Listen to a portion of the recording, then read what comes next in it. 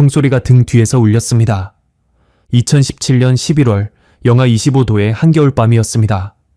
얼어붙은 압록강 위를 7명이 미친 듯이 달리고 있었지요.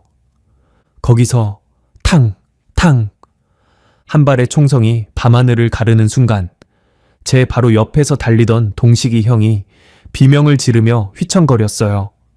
어깨에서 피가 흘러내리고 있었지만 멈출 수가 없었습니다. 멈추면 죽는 거였으니까요. 저는 쓰러지려는 동식이 형을 부축하며 소리쳤습니다. 뛰어요. 제발 뛰어요. 조금만 더 가면 중국이에요. 그 순간 제 머릿속에는 단 하나의 생각뿐이었습니다. 여기서 잡히면 우리 7명 모두 총살이다. 우리는 그냥 사람답게 살고 싶었을 뿐입니다. 그게 그렇게 큰 죄였을까요? 저는 올해 48살, 2018년에 대한민국 땅을 밟은 탈북민 강주호라고 합니다. 개성공단에서 함께 일하다가 하루아침에 모든 것을 잃고 목숨을 걸고 자유를 찾아 떠난 7명의 이야기를 들려드리겠습니다. 이야기를 시작하기 전에 무료로 할 수 있는 구독 버튼과 좋아요를 눌러주시면 매일 감동적인 탈북 이야기를 들으실 수 있습니다. 그리고 어느 지역에서 이 사연을 듣고 계시는지 댓글로 남겨주시면 한 분 한 분 반갑게 인사드리겠습니다. 사연 시작합니다. 2015년 겨울, 저는 38살이었습니다. 개성공단 안에 있는 한국의류공장 태양섬유에서 생산반장으로 일하고 있었지요. 북한에서 개성공단에 배치받는다는 건 로또에 당첨되는 것과 같았습니다. 아니, 어쩌면 그보다 더한 행운이었을지도 모릅니다. 그때 저와 함께 일하던 동료들을 소개해 드려야겠네요. 박영수, 45살의 재단 기술자였습니다. 말수는 적지만 손재주가 대단한 사람이었어요. 20년 넘게 재단 일만 해온 장인이었지요. 집에는 대학 진학을 앞둔 아들이 있었고 그 아들 뒷바라지하는 게 유일한 낙이었습니다. 김미희, 33살의 봉제, 조장이었습니다. 공단 여성 노동자들 사이에서 언니 역할을 하던 사람이에요. 속정이 깊고 위기 상황에서 누구보다 침착한 사람이었지요. 나중에 이 사람의 기지가 우리 모두를 살리게 됩니다. 리강성, 29살의 품질 검사원이었습니다. 공단에서 제일 젊은 축에 속했고 호기심이 많은 청년이었어요. 한국에서 온 물건들, 한국 사람들의 말투, 모든 것에 관심을 보이던 친구였습니다. 조은성, 26살의 포장 담당이었습니다. 이름처럼 예쁘장하게 생긴 아가씨였어요. 결혼을 약속한 남자가 있었고 이듬해 봄에 혼인식을 올릴 예정이었지요. 그때는 모든 게 순탄해 보였습니다. 한동식, 41살의 설비 기사였습니다. 기계 고장이 나면 귀신같이 찾아내서 고치는 사람이었어요. 과묵하지만 의리 있는 형이었습니다. 우리 중에서 가장 체력이 좋았고 나중에 그 체력이 절실하게 필요해지는 순간이 옵니다. 최정란, 35살의 자재관리 담당이었습니다. 꼼꼼하고 계산이 빠른 사람이었어요. 공단에서 물자 관리를 맡았는데 그 능력이 나중에 탈북 자금을 모으는데 큰 도움이 되었지요. 그리고 저, 강주호, 생산반장이라는 직함을 달고 있었지만 실은 이 사람들 사이에서 그냥 연결고리 역할을 하는 정도였습니다. 우리 7명이 어떻게 그렇게 가까워졌는지 물으신다면 그건 개성공단이라는 특수한 환경 때문이었다고 말씀드리고 싶습니다. 그곳은 북한 땅이면서 북한이 아닌 곳이었어요. 남쪽에서 온 사람들과 북쪽 사람들이 같은 공간에서 일했습니다. 처음에는 서로 말도 제대로 못 섞었어요. 우리는 어릴 때부터 남조선 사람들은 미제의 앞잡이라고 배웠잖아요. 그런데 막상 만나보니까 그 사람들이 우리보다 훨씬 인간적이더군요. 한국인 관리자 중에 이상호 과장이라는 분이 계셨습니다. 그분은 40살쯤 되셨을 거예요. 처음 만났을 때 저한테 이렇게 말씀하셨습니다. 강 반장님, 여기선 그냥 편하게 지내요. 우리 같이 일하는 사람들인데 뭘 그렇게 긴장해요. 반장님이라니. 북한에서 윗사람한테. 님자 붙여서 불린 건 그때가 처음이었습니다. 이 과장님은 점심시간마다 슬쩍 제 작업대 옆으로 오셨어요. 그리고 주머니에서 초코파이를 꺼내 제 손에 쥐어주시곤 했지요. 이거 맛있어요. 몰래 드세요. 처음 초코파이를 먹었을 때 그 맛을 저는 아직도 잊을 수가 없습니다. 달콤한 초콜릿이 입안에서 녹는 순간 눈물이 날 것 같았어요. 북한에서 이런 걸 먹어본 적이 없었거든요. 이게 남쪽 사람들이 그냥 아무렇지도 않게 먹는 과자라는 게 믿기지 않았습니다. 이 과장님은 가끔 한국 신문도 몰래 건네주셨어요. 이거 다 읽고 꼭 없애요. 들키면 안 돼요. 저는 그 신문들을 집에 가져가서 밤새 읽었습니다. 처음에는 한국 신문이 어색했어요. 글자는 같은데 쓰는 말이 달랐으니까요. 아파트가 뭔지, 인터넷이 뭔지 처음에는 전혀 몰랐습니다. 그런데 읽으면 읽을수록 충격을 받았습니다. 남조선이 우리보다 못 사는 줄 알았어요. 어릴 때부터 그렇게 배웠잖아요. 남조선 인민들은 미제의 착취에 시달리며 굶주리고 있다고. 그래서 우리가 가서 해방시켜줘야 한다고. 그런데 신문을 보니까 현실은 정반대였습니다. 남쪽 사람들은 자기가 원하는 곳에서 살고 원하는 일을 하고 원하는 걸 말할 수 있었어요. 해외여행도 자유롭게 다니고 인터넷이라는 걸로 온 세상의 정보를 볼 수 있다고 했습니다. 우리는 다른 도시에 가려면 여행 증명서가 있어야 하는데 그 사람들은 그런 게 필요 없다는 거예요. 그 충격이 얼마나 컸는지 모릅니다. 우리가 평생 믿어왔던 것들이 전부 거짓말이었다는 걸 깨닫는 순간 세상이 무너지는 것 같았어요. 화가 났습니다. 왜 우리한테 거짓말을 했을까? 왜 우리를 이렇게 가둬놓고 살았을까? 저는 그 신문들의 내용을 조금씩 동료들에게 전했습니다. 물론 조심스럽게요. 아무한테나 이런 이야기를 했다가는 정치범수용소에 끌려갈 수 있었으니까요. 하지만 이상하게도 이 6사람에게는 말할 수 있었습니다. 왜냐하면 그 사람들도 같은 걸 느끼고 있었거든요. 개성공단에서 일하면서 남쪽 사람들을 직접 보고 남쪽 물건들을 만지고 남쪽 음식을 맛보면서 우리 모두의 눈이 조금씩 뜨이고 있었던 겁니다. 어느 날 점심시간이었습니다. 우리 7명이 공장 뒤편 구석에 모여 앉아 밥을 먹고 있었어요. 리강성이가 갑자기 말했습니다. 형들, 누나들, 저 가끔 생각해요. 저 철조망만 넘으면 다른 세상인데 그냥 넘어버리면 어떨까 하고요. 다들 숨을 죽였습니다. 그런 말은 생각만 해도 죄가 되는 거였으니까요. 그런데 한동식이 형이 낮은 목소리로 대답했습니다. 나도 가끔 그런 생각해. 김미애 누나가 고개를 끄덕였어요. 박영수 형도, 조은성이도, 최정란이도 아무 말 없이 서로를 바라봤습니다. 저는 그때 깨달았습니다. 우리 7명 모두 같은 꿈을 꾸고 있었다는 걸요. 하지만 그때까지만 해도 그건 그냥 꿈이었습니다. 감히 실행에 옮길 엄두를 내지 못하는 그냥 막연한 상상이었지요. 개성공단에서의 생활은 북한 기준으로는 천국이었습니다. 월급이 일반 북한 노동자의 10배나 되었어요. 물론 그 돈도 국가에서 대부분 가져가고 우리 손에 쥐어지는 건 일부에 불과했지만 그래도 다른 사람들보다는 훨씬 나은 생활을 할 수 있었습니다. 무엇보다 공단 안에서는 끼니 걱정을 안 해도 됐어요. 구내식당에서 밥을 주었는데 그 밥이 얼마나 맛있었는지 모릅니다. 흰쌀밥에 고기 반찬까지 나왔어요. 북한에서는 명절에나 먹을 수 있는 것들이었지요. 그래서 개성공단 노동자로 선발되면 집안의 경사였습니다. 우리는 동네에서 부러움을 샀고 친척들에게도 대접을 받았어요. 개성공단 출신이라는 것만으로도 혼처가 들어왔고 아이들 학교 배정도 유리했습니다. 2015년 겨울 저는 이런 생활이 계속될 줄 알았습니다. 아니, 솔직히 말씀드리면 이런 생활이 계속되기를 간절히 바랐습니다. 비록 철조망 안에 갇힌 신세였지만 적어도 여기서는 배고프지 않았고 한국 사람들에게서 인간적인 대우를 받을 수 있었으니까요. 12월의 어느 날 저녁이었습니다. 퇴근 후에 이상호 과장님이 저를 슬쩍 불러 쓰셨어요.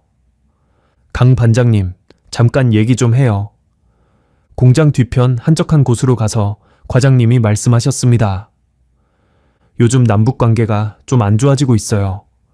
북한에서 핵실험 준비를 하고 있다는 얘기도 있고. 혹시 모르니까 마음의 준비를 좀 해두세요. 마음의 준비라니요. 무슨 뜻인지 잘 몰랐습니다. 과장님은 제 어깨를 툭 치며 말씀하셨어요. 아무 일 없으면 좋겠는데 만약 무슨 일이 생기더라도 포기하지 마세요. 강 반장님은 꼭 잘 될 거예요. 그때는 그 말씀이 무슨 뜻인지 정확히 이해하지 못했습니다. 하지만 2달 뒤 저는 그 말씀의 의미를 뼈저리게 깨닫게 됩니다. 2015년의 겨울은 그렇게 저물어가고 있었습니다. 개성공단의 불빛 아래서 우리 7명은 아직 평화로웠습니다.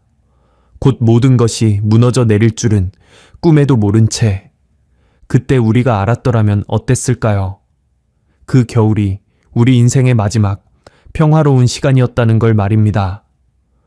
2016년 2월 10일 그날을 저는 평생 잊지 못할 겁니다. 아침에 평소처럼 출근했어요. 공장 문 앞에 도착하니까 분위기가 이상했습니다. 한국 직원들이 웅성웅성 모여서 뭔가를 이야기하고 있었고 북한 노동자들은 어리둥절한 표정으로 서성이고 있었지요. 무슨 일인가 싶어서 가까이 가보니까 한국 쪽 관리자 한 분이 얼굴이 새하얘져서 전화를 받고 있더군요. 네, 알겠습니다. 오늘 중으로. 네, 전원 철수요? 전원 철수라니. 그게 무슨 말인지 처음에는 이해가 안 됐습니다. 얼마 지나지 않아 공장 전체에 방송이 울렸어요. 남측 직원 여러분께 알려드립니다. 정부 지시에 따라 오늘부로 개성공단 가동이 전면 중단됩니다. 모든 직원은 오후 5시까지 철수를 완료해 주시기 바랍니다. 순간 귀를 의심했습니다. 가동 중단이라니요. 그것도 오늘 당장이라니요. 나중에 알게 된 사실이지만 며칠 전 북한에서 4번째 핵실험을 했고 한국 정부가 그에 대한 대응으로 개성공단 폐쇄를 결정한 거였습니다. 우리는 아무것도 모르고 있었어요. 북한에서는 핵실험을 했다는 사실조차 일반 주민들에게 알려주지 않았으니까요. 공장 안은 순식간에 아수라장이 됐습니다. 한국 직원들은 허겁지겁 짐을 싸기 시작했고 북한 노동자들은 멍하니 서서 그 모습을 바라볼 수밖에 없었어요. 우리가 할 수 있는 건 아무것도 없었습니다. 그저 지켜보는 것밖에는. 김미혜, 누나가 제 옆으로 와서 작은 목소리로 물었습니다. 반장님, 이거 진짜예요? 진짜 문 닫는 거예요? 저도 몰랐습니다. 믿기지가 않았어요. 어제까지만 해도 평소처럼 일하고 밥 먹고 퇴근했는데 하루아침에 이 모든 게 끝난다니요. 조은성이가 울먹이기 시작했습니다. 언니, 우리 이제 어떡해요? 여기 없어지면 우리는 뭘 먹고 살아요? 아무도 대답할 수 없었습니다.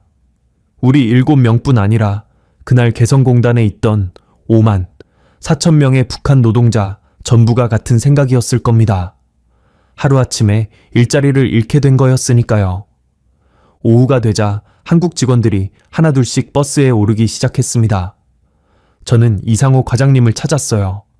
마지막으로 인사라도 해야 할 것 같았거든요. 공장 여기저기를 뒤지다가 겨우 과장님을 찾았는데 과장님도 저를 찾고 계셨더군요. 과장님은 저를 보자마자 손을 꽉 잡으셨습니다. 강 반장님, 이렇게 돼서 정말 죄송해요. 저도 오늘 아침에야 알았어요. 저는 아무 말도 못하고 그냥 고개만 끄덕였습니다. 목이 막혀서 말이 안 나왔어요.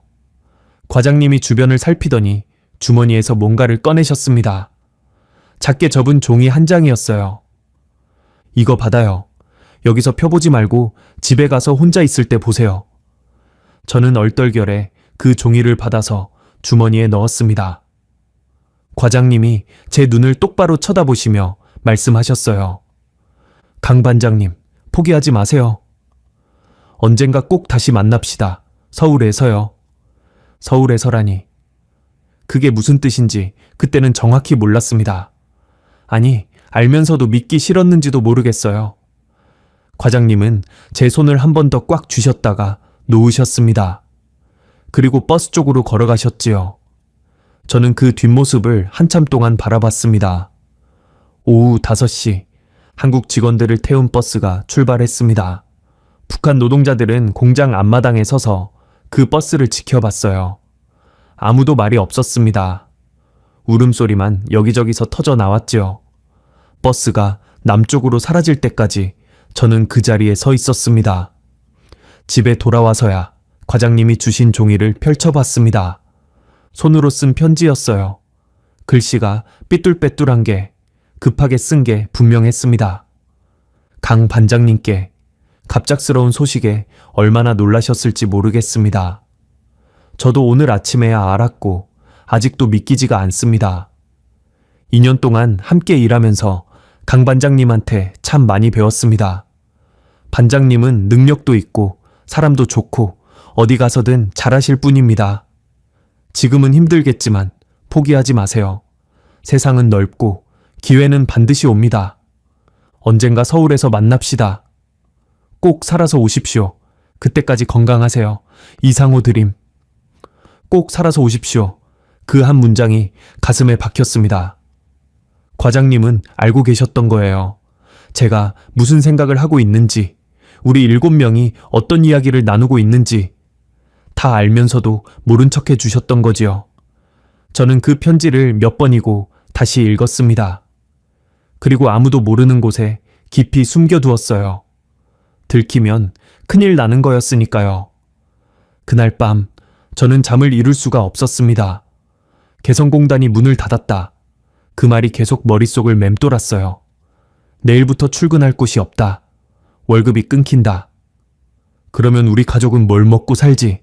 하지만 그건 시작에 불과했습니다. 진짜 지옥은 그 다음부터였어요. 공단이 폐쇄되고 며칠 후 당에서 지시가 내려왔습니다. 개성공단 출신 노동자들은 전원 특별 사상 교육을 받으라는 거였어요. 우리를 집결시켜 놓고 당 간부가 연설을 했습니다.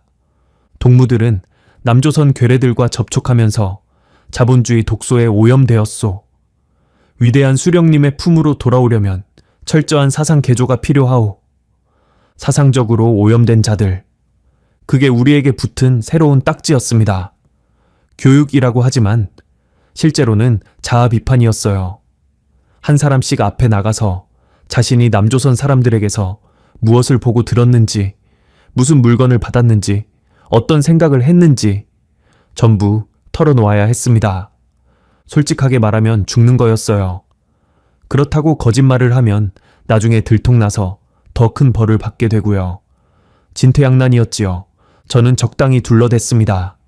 남조선 관리자들에게서 특별히 받은 것은 없습니다. 가끔 업무 지시를 받았을 뿐입니다. 사상적으로 흔들린 적은 한 번도 없습니다. 다들 비슷하게 말했어요. 진실을 말할 수 있는 사람은 아무도 없었습니다. 하지만 당국은 거기서 끝내지 않았습니다. 자아 비판이 끝나고 얼마 후 보위부에서 사람이 나왔어요. 우리를 한 명씩 따로 불러서 신문을 하기 시작한 겁니다. 남조선 놈들한테 뭘 들었나? 무슨 물건을 받았나? 남조선으로 넘어가고 싶은 생각을 한 적 있나? 혹시 남조선 사람들과 연락처를 주고받은 건 없나? 그 질문들이 얼마나 무서웠는지 모릅니다. 대답을 잘못하면 바로 끌려가는 거였으니까요. 저는 최대한 모르쇠로 버텼어요. 아무것도 모른다, 받은 것 없다, 그런 생각 해본 적 없다. 똑같은 말을 수십 번 반복했습니다. 신문이 끝나고 풀려나긴 했지만 그게 끝이 아니었어요. 보위부는 우리를 감시 대상으로 분류해 놓았습니다. 집 앞에 정체불명의 사람들이 어슬렁거리기 시작했고 가끔 이웃들이 와서 요즘 뭐 하고 지내느냐 꼭 해물었어요. 다 보위부에서 시킨 거였지요. 개성공단 출신이라는 게 예전에는 자랑이었는데 이제는 낙인이 됐습니다. 동네 사람들이 우리를 보는 눈빛이 달라졌어요. 예전에는 부러워하던 사람들이 이제는 수군거리기 시작했습니다. 저 사람들 남조선 물 먹었다더라. 사상이 불순하대. 가까이 하면 우리까지 걸린다. 친했던 사람들도 하나둘씩 멀어졌습니다. 그 중에서도 가장 힘들었던 건 가족들이 피해를 보기 시작한 거였어요. 제 아내는 평양의 한 공장에서 일하고 있었는데 어느 날 갑자기 해고 통보를 받았습니다.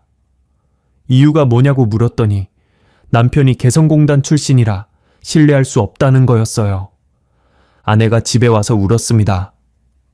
당신 때문이야. 당신이 그 공단에서 일한 것 때문에 내가 이 꼴이 된 거라고. 할 말이 없었습니다. 변명의 여지가 없었어요. 아내 말이 틀린 게 아니었으니까요. 박영수 형네는 더 심했습니다. 형의 아들이 김일성 종합대학 입학시험에 합격했었어요. 북한에서 김일성 종합대학에 간다는 건 엄청난 일입니다. 인생이 펴지는 거지요. 형은 그 아들 덕분에 그렇게 기뻐했었는데. 그런데 합격이 취소됐습니다. 아버지가 개성공단 출신이라 성분에 문제가 있다는 게 이유였어요.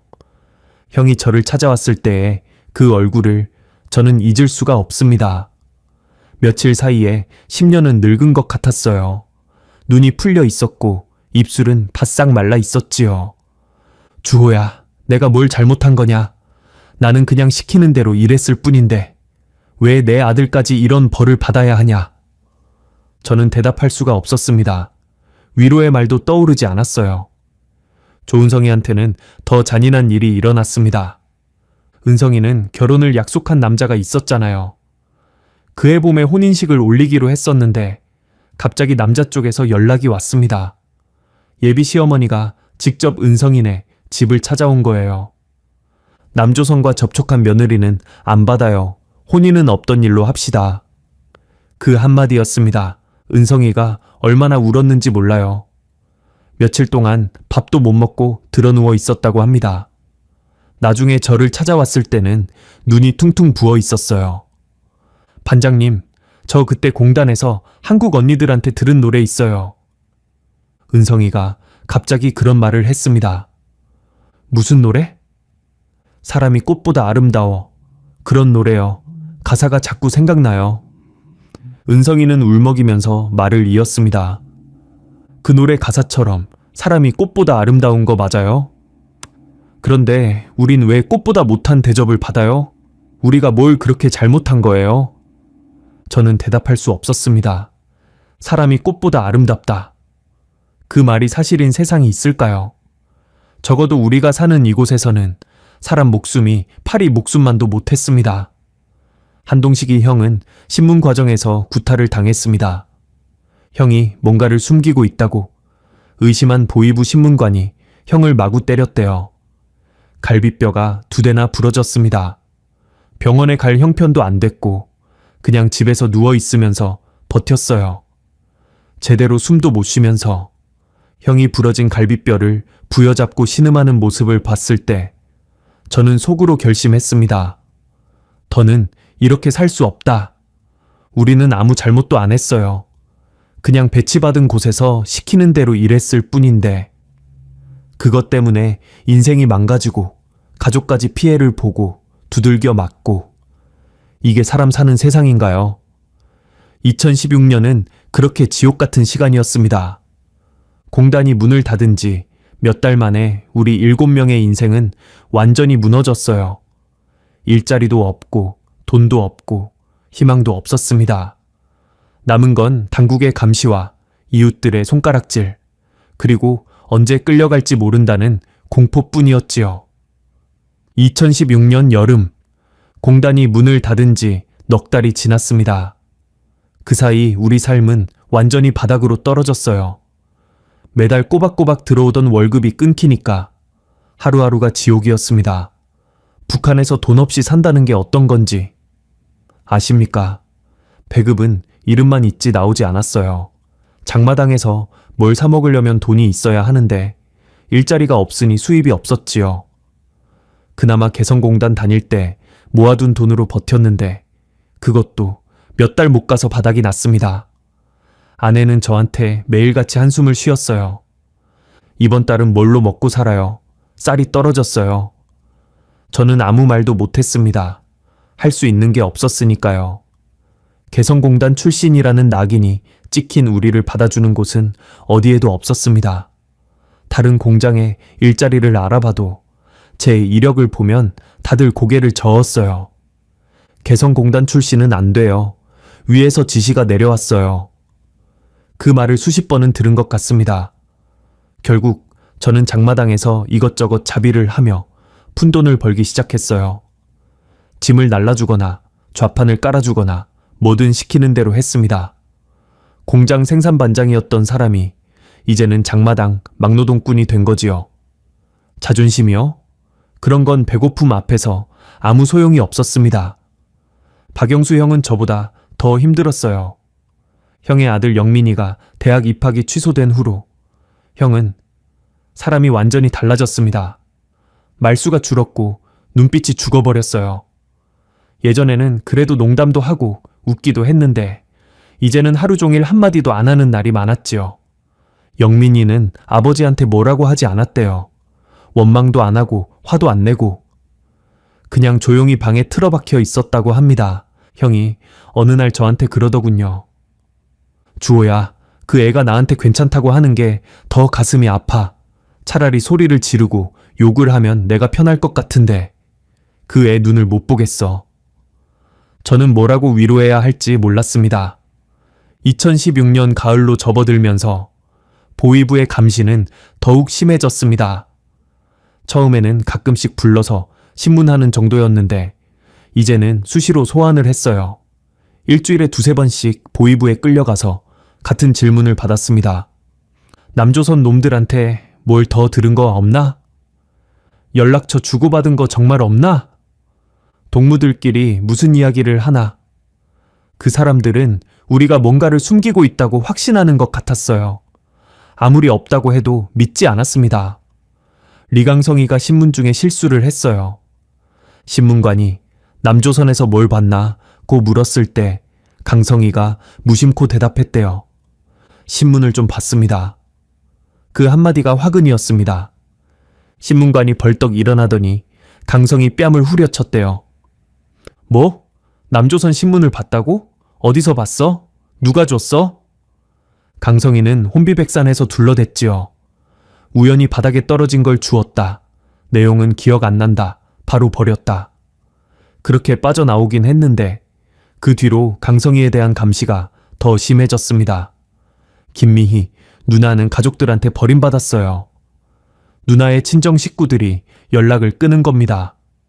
개성공단 출신이랑 엮이면 자기들까지 피해를 본다면서요. 친오빠가 직접 찾아와서 그랬대요. 미희야, 당분간 연락하지 말자. 우리 애들 학교 문제도 있고. 미안하다. 피부티한테 그런 소리를 듣는 게 얼마나 마음이 아팠을까요?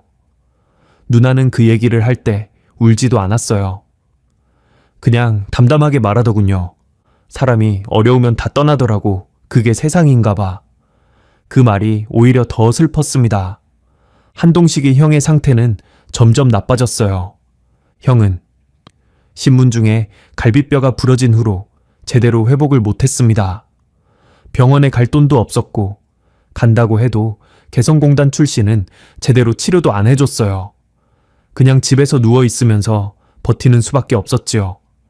기침을 할 때마다 얼굴을 찡그렸습니다. 숨을 깊이 쉬지도 못했어요. 부러진 뼈가 제대로 안 붙은 것 같았는데 확인할 방법이 없었습니다. 형수님이 저한테 울면서 말했어요. 주호동무, 우리 영감, 이러다 죽는 거 아니에요? 밤마다 신음소리를 내는데 내가 해줄 수 있는 게 아무것도 없어요. 저는 그냥 형수님 손을 잡아드리는 것밖에 할 수 있는 게 없었습니다. 최정란이는 버티는 것처럼 보였어요. 정란이는 원래 속을 잘 안 드러내는 사람이었거든요. 겉으로는 담담하게 지내는 것 같았는데 나중에 알고 보니 그게 아니었습니다. 정란이가 저한테 슬쩍 얘기하더군요. 반장님, 저 요즘 잠을 못 자요. 눈을 감으면 보위부 신문관 얼굴이 떠올라요. 언제 또 끌려갈지, 이번엔 뭘 물어볼지. 그 생각만 하면 가슴이 두근거려서 잠이 안 와요. 정란이의 눈 밑에 짙은 그늘이 져 있었습니다. 살도 많이 빠져 있었고요. 겉으로 티를 안 냈을 뿐 정난이도 무너지고 있었던 거예요. 조은성이는 파혼 후로 사람이 많이 변했습니다. 예전에 은성이는 밝고 명랑한 아가씨였어요. 웃음소리가 공장에서 제일 컸지요. 그런데 이제는 웃는 모습을 본 적이 없었습니다. 은성이네 집에 가끔 들르면 은성이는 늘 구석에 앉아서 멍하니 창밖을 바라보고 있었어요. 인사를 해도 고개만 살짝 끄덕이고 말을 걸어도 단답으로만 대답했습니다. 은성아, 밥은 먹었니? 네. 오늘 좀 어때? 괜찮아요? 그게 다였어요. 은성이 어머니가 저한테 따로 말씀하셨습니다. 주호동무, 우리 은성이가 요즘 이상해요. 밥도 잘 안 먹고 말도 안 하고. 혹시 무슨 일 있으면 말해줘요. 나한텐 아무 말도 안 해서. 저는 은성이한테 일어난 일을 알고 있었지만 어머니한테는 차마 자세히 말씀드리지 못했습니다. 2017년 봄, 공단이 문을 닫은 지 1년이 넘었습니다. 상황은 나아지지 않았어요. 오히려 더 나빠졌지요. 보이부의 감시는 계속됐고 생활은 점점 더 궁핍해졌습니다. 희망이라고는 어디에도 보이지 않았어요. 그러던 어느 날 저는 이상호 과장님이 주셨던 편지를 다시 꺼내 읽었습니다. 천번은 읽었을 그 편지를요. 언젠가 서울에서 만납시다. 꼭 살아서 오십시오. 꼭 살아서 오십시오. 그 문장이 계속 머릿속을 맴돌았습니다. 살아서, 살아서, 살아서. 이대로 여기서 죽을 수는 없었어요. 천천히 썩어가면서 희망 없이 인간 취급도 못 받으면서 죽을 수는 없었습니다. 저는 결심했습니다. 그리고 나머지 6명에게 몰래 연락을 돌렸어요. 밤에 우리 집 지하실로 오라고. 2017년 봄, 어느 날 밤. 자정이 넘어서 7명이 모두 모였습니다. 지하실은 좁고 어두웠어요. 촛불 하나만 켜놓고 우리는 둥그렇게 모여 앉았습니다. 모두들 얼굴이 수척해져 있었지요. 1년 전 공단에서 함께 일하던 때와는 완전히 다른 사람들 같았습니다. 한참 동안 아무도 말이 없었어요. 제가 먼저 입을 열었습니다. 동무들, 오늘 내가 왜 부른 건지 알지? 아무도 대답하지 않았습니다. 하지만 다들 알고 있었어요. 그 눈빛을 보면 알 수 있었습니다. 저는 천천히 말을 이었습니다. 우리 이렇게 사는 게 사는 거요. 매일 감시당하고 신문당하고 사람 취급도 못 받고. 이게 삶이요? 박영수 형이 고개를 숙인 채 중얼거렸어요. 삶이 아니지. 이건 그냥 죽지 못해 사는 거야. 김미희 누나가 한숨을 쉬었습니다. 가족한테도 버림받고 친구한테도 버림받고 우리가 뭘 그렇게 잘못한 건지 모르겠어. 리강성이가 주먹을 불끈 쥐었어요. 잘못한 거 없어요. 우리는 그냥 시킨 대로 일했을 뿐이에요. 근데 왜 우리만 이런 벌을 받아야 해요? 조은성이가 작은 목소리로 말했습니다. 반장님, 저 요즘 그 생각만 해요. 이렇게 살 빼는 차라리. 은성이가 말끝을 흐렸어요. 하지만 무슨 말을 하려는 건지 다들 알았습니다. 저는 은성이를 똑바로 쳐다보며 말했어요. 은성아, 그런 생각하지 마. 우리가 여기서 죽으면 그놈들이 이긴 거야. 우리를 쓰레기 취급한 그 놈들 말이야. 한동식이 형이 기침을 하며 물었습니다. 그럼 어쩌자고? 다른 방법이 있어? 저는 심호흡을 했습니다. 그리고 드디어 그 말을 꺼냈어요. 동무들, 우리 여기서 이렇게 죽을 겁니까? 아니면 말을 멈추고 모두의 얼굴을 둘러봤습니다. 아니면 살아보겠습니까? 침묵이 흘렀습니다. 모두들 무슨 뜻인지 알아들었어요. 굳이 탈북이라는 말을 하지 않아도, 남쪽으로 간다는 말을 하지 않아도 눈빛만으로 충분했습니다. 최정란이가 먼저 입을 열었어요. 반장님, 그거 가능한 거예요? 저는 고개를 끄덕였습니다. 모르지. 될지 안 될지는 나도 몰라. 가다가 잡히면 죽는 거고 운이 좋으면 사는 거야. 하지만 저는 잠시 말을 멈췄다가 다시 이었습니다. 하지만 여기서 이렇게 썩어가는 것보다는 낫지 않겠어? 적어도 우리가 선택한 거니까. 우리가 결정한 거니까. 박영수 형이 고개를 들었어요. 죽어있던 눈빛에 뭔가가 살아나는 게 보였습니다. 주호야, 솔직히 말해봐. 성공할 확률이 얼마나 된다고 생각해? 저는 거짓말을 하지 않았습니다. 반반이요. 아니, 솔직히 3대 7 정도? 실패할 확률이 더 높아요. 형이 쓴웃음을 지었어요. 3대 7이라. 그래도 여기서 100% 썩어 죽는 것보다는 낫겠네. 김미희 누나가 말했습니다. 나는 할게. 어차피 여기서 살아봐야 뭐해. 가족도 날 버렸는데. 리강성이가 손을 번쩍 들었어요. 저도요. 이렇게 살 빼는 죽어도 좋아요. 조은성이가 눈물을 글썽이며 고개를 끄덕였습니다. 저도 갈게요. 사람이 꽃보다 아름다운 세상으로 갈게요.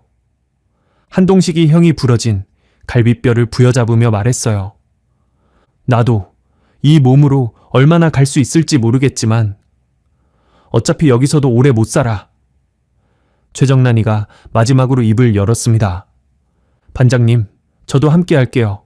7명이 같이 가는 거죠? 저는 모두의 얼굴을 천천히 바라봤습니다. 공단에서 함께 일하던 동료들, 초코파이를 나눠 먹고 남몰래 같은 꿈을 꾸던 사람들.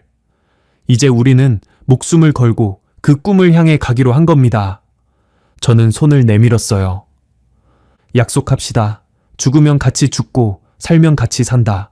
한 명도 버리지 않는다. 박영수 형이 제 손 위에 손을 얹었습니다. 그 위로 미희 누나의 손이, 강성이의 손이, 은성이의 손이, 동식이 형의 손이, 정란이의 손이 차례로 포개졌어요. 7개의 손이 하나로 모였습니다. 그 어두운 지하실에서 우리는 운명을 함께하기로 맹세했습니다. 촛불이 흔들렸어요. 마치 우리의 앞날을 암시하듯이. 하지만 두려움보다 희망이 더 컸습니다. 아니, 솔직히 말하면 희망이라기보다는 절박함이었어요. 더 이상 잃을 게 없는 사람들의 절박함. 2017년 봄, 우리 7명의 탈북 계획이 그렇게 시작됐습니다. 2017년 가을, 탈북을 결심한 건 좋았는데 문제는 어떻게 하느냐였습니다. 북한에서 탈북이라는 게 그냥 국경까지 걸어가서 넘으면 되는 게 아니거든요. 국경 지역은 경비가 삼엄하고 혼자서는 길도 모르고 잡히면 그 자리에서 총살이에요. 반드시 길을 아는 사람, 그러니까 브로커가 필요했습니다. 저는 개성공단에서 일할 때 알게 된 사람이 한 명 있었어요. 왕 사장이라는 중국 조선족이었습니다.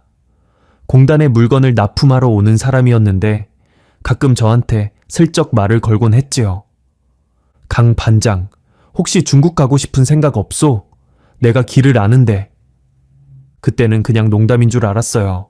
설마 진짜로 그런 일을 하는 사람일 거라고는 생각도 못했지요. 하지만 왕 사장이 건네준 연락처를 저는 버리지 않고 몰래 간직하고 있었습니다. 언젠가 쓸 일이 있을지도 모른다는 생각에서요. 그리고 그 언젠가가 온 겁니다. 연락을 취하는 것 자체가 목숨을 거는 일이었어요. 북한에서 중국으로 전화를 하려면 불법 휴대폰이 필요한데 그걸 구하는 것도 쉽지 않았습니다. 장마당 뒷골목을 며칠이나 돌아다닌 끝에 겨우 중국 휴대폰을 구했어요. 가격이 어마어마하게 비쌌지만 어쩔 수 없었습니다. 한밤중에 산곡대기까지 올라갔습니다. 북한에서는 평지에서 중국 전화를 쓰면 감지될 수 있거든요. 높은 곳으로 가야 그나마 안전했어요. 떨리는 손으로 왕 사장 번호를 눌렀습니다. 신호음이 갔어요. 1번, 2번, 3번. 여보세요? 왕 사장의 목소리가 들렸을 때 저는 거의 울 뻔했습니다. 왕 사장님, 저 강주호요. 개성공단에서 만났던. 아, 강 반장? 기억하지? 무슨 일이요? 저는 단도직입적으로 말했습니다. 저희 7명이 나가고 싶습니다. 도와주실 수 있습니까? 전화기 너머로 잠시 침묵이 흘렀어요. 그리고 왕 사장이 낮은 목소리로 대답했습니다. 7명 맞네. 쉽지 않은 일이오. 하지만 불가능한 건 아니지. 저는 숨을 죽이고 물었습니다. 얼마가 필요합니까? 왕 사장이 말했어요. 한 사람당 3만 위안이요. 7명이면 21만 위안. 한국 돈으로 치면 3,500만 원쯤 되겠네. 3,500만 원. 그 금액을 듣는 순간 머리가 멍해졌습니다. 북한에서 그 돈은 상상도 할 수 없는 금액이었거든요.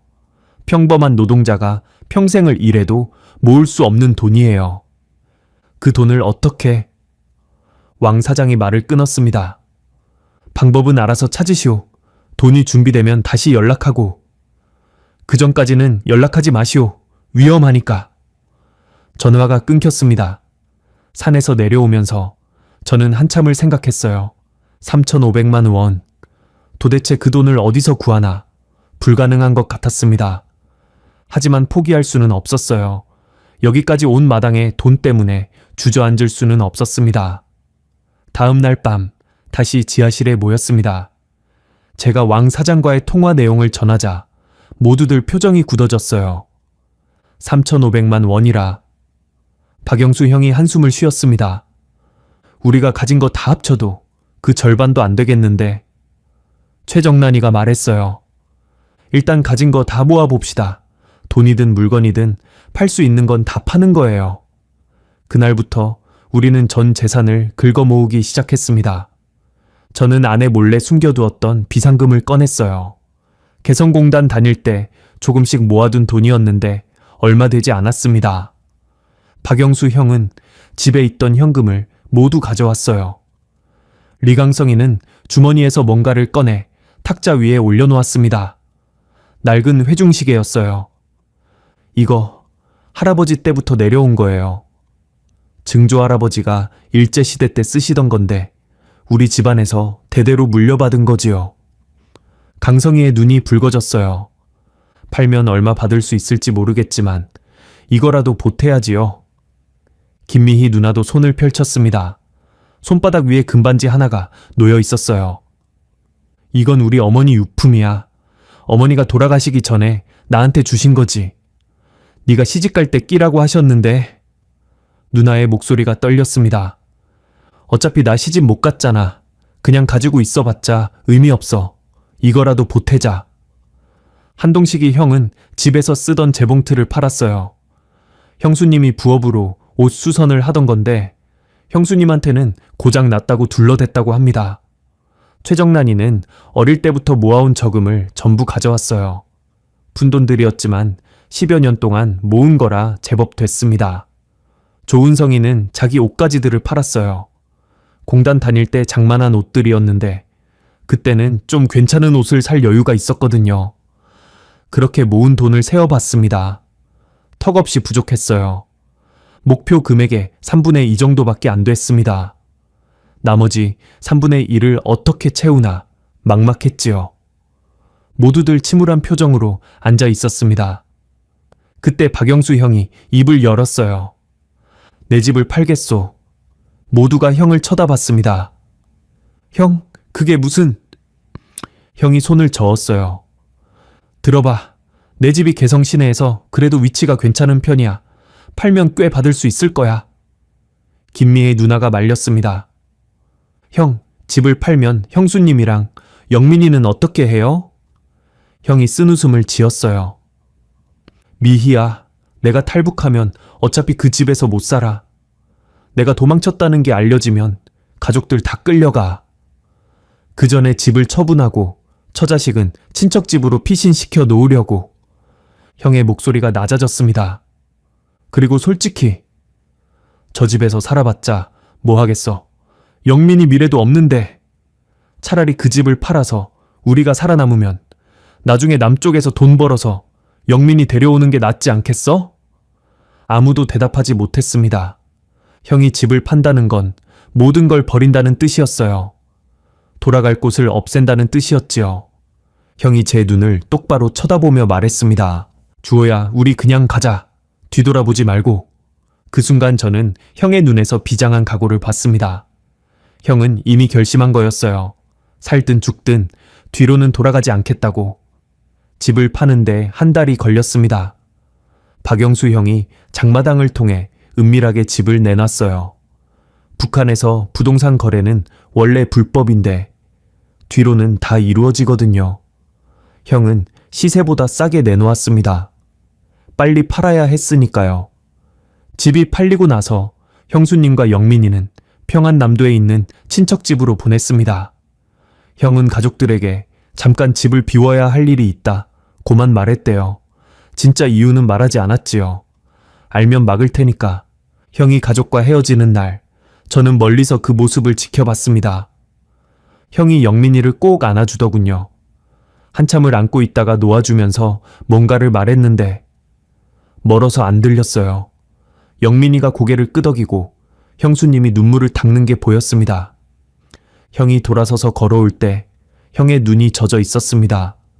하지만 형은 뒤를 돌아보지 않았어요. 됐다, 가자. 형이 말했습니다. 자금이 마련되자 왕 사장에게 다시 연락했습니다. 왕 사장은 구체적인 계획을 알려줬어요. 경로는 이랬습니다. 개성에서 평양까지는 기차로 이동, 평양에서 신의주까지도 기차, 거기서 압록강 국경까지는 왕 사장 쪽 안내원이 데려다 줄 거라고 했어요.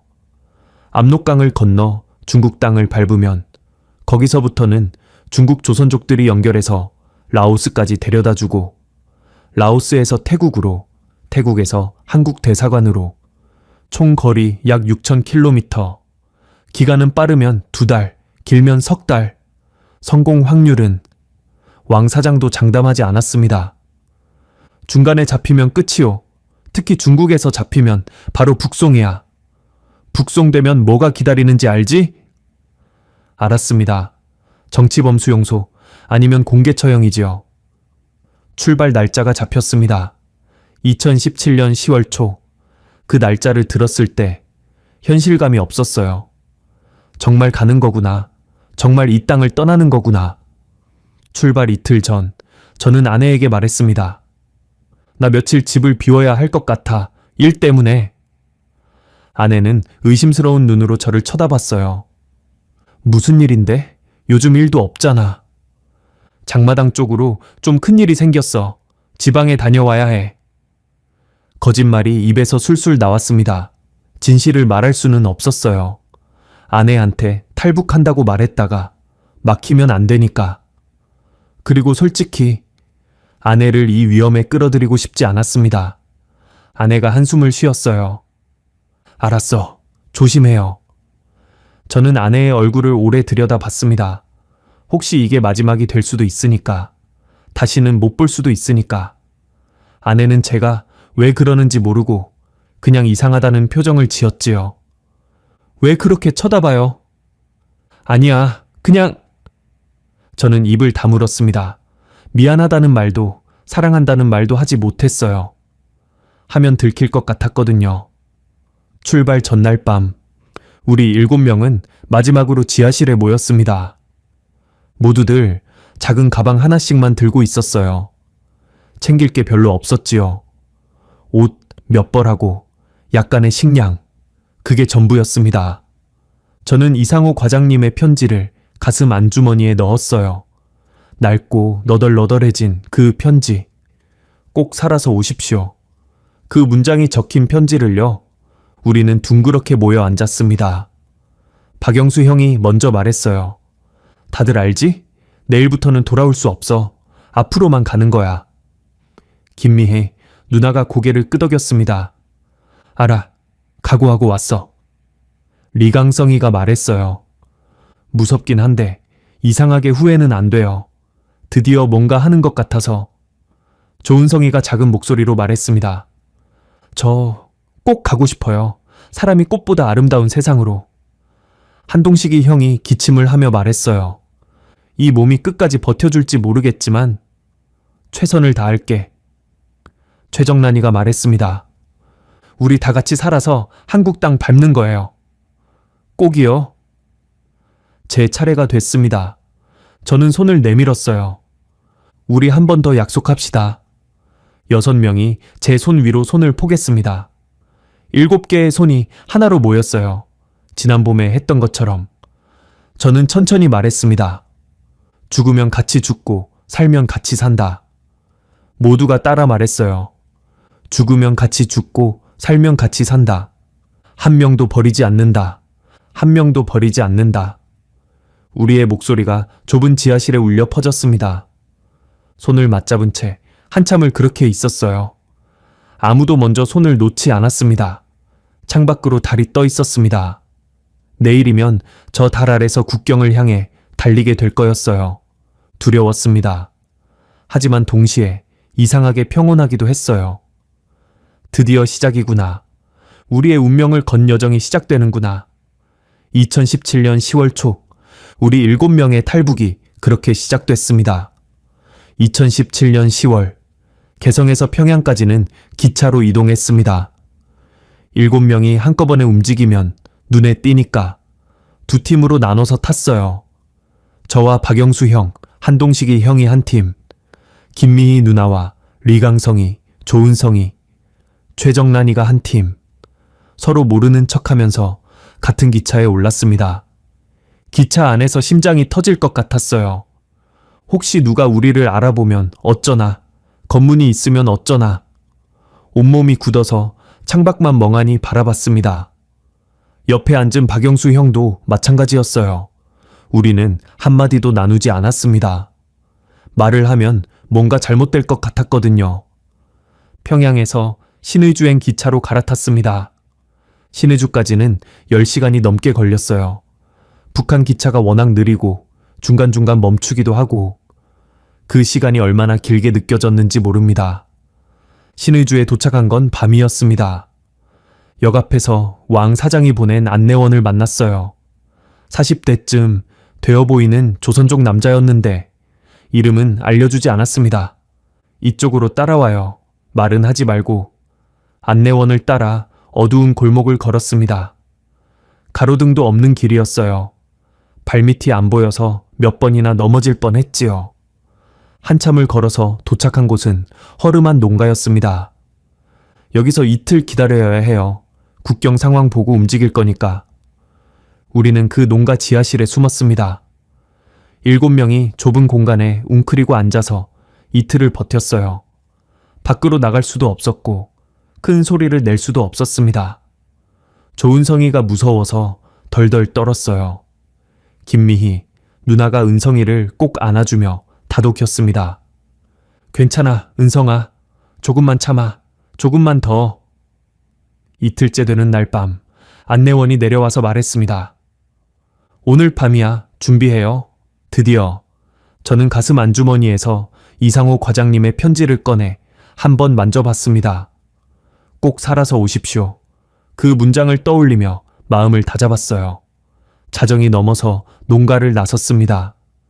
바깥 공기가 칼날처럼 차가웠어요. 영하 25도는 됐을 겁니다. 숨을 쉬면 코털이 얼어붙고 입에서 나오는 김이 바로 얼었지요. 안내원을 따라 산길을 걸었습니다.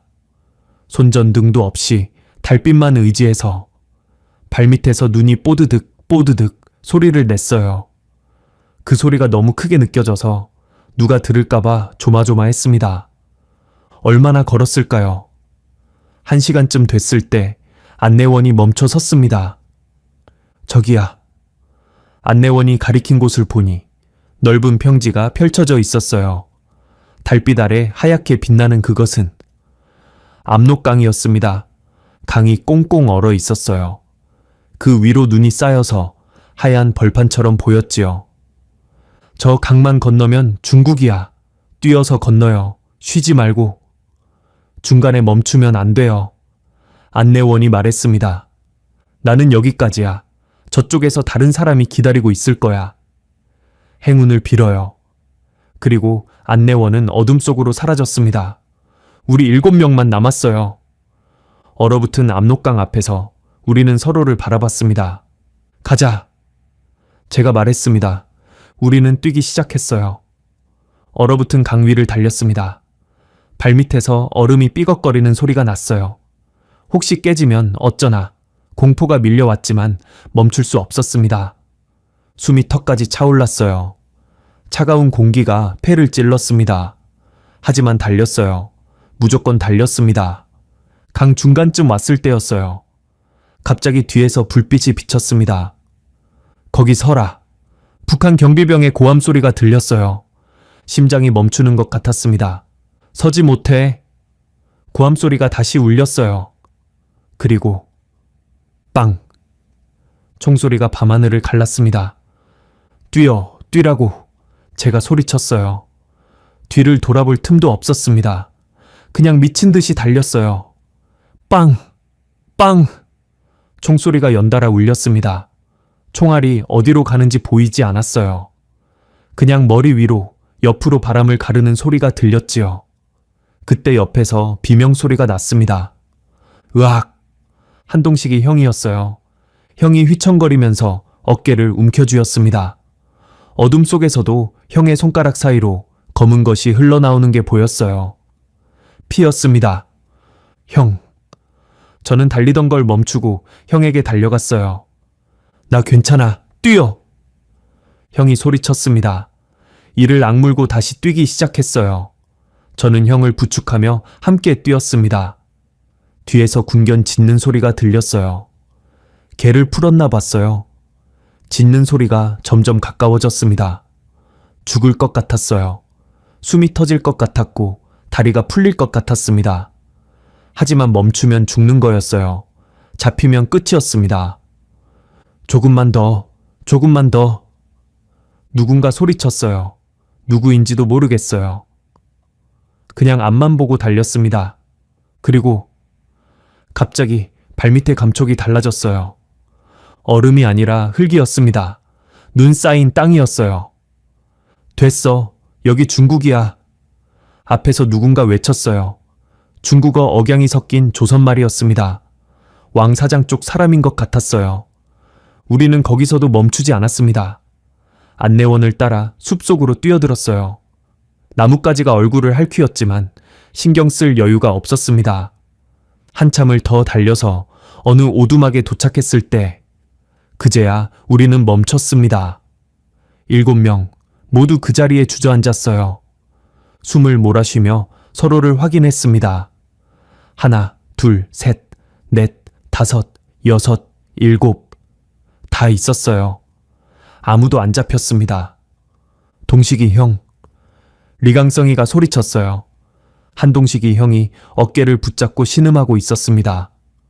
옷이 피로 흥건했어요. 김미희 누나가 달려가서 형의 옷을 벗겼습니다. 어디 봐요, 형. 다행히 총알이 어깨를 스치고 지나간 거였어요. 박힌 건 아니었습니다. 하지만 살이 쫙 찢어져거 피가 계속 났지요. 옷 찢어. 지혈해야 해. 누나가 외쳤어요. 우리는 옷을 찢어서 형의 어깨를 동염했습니다. 형은 이를 악물고 버텼어요. 신음소리도 거의 안 냈습니다.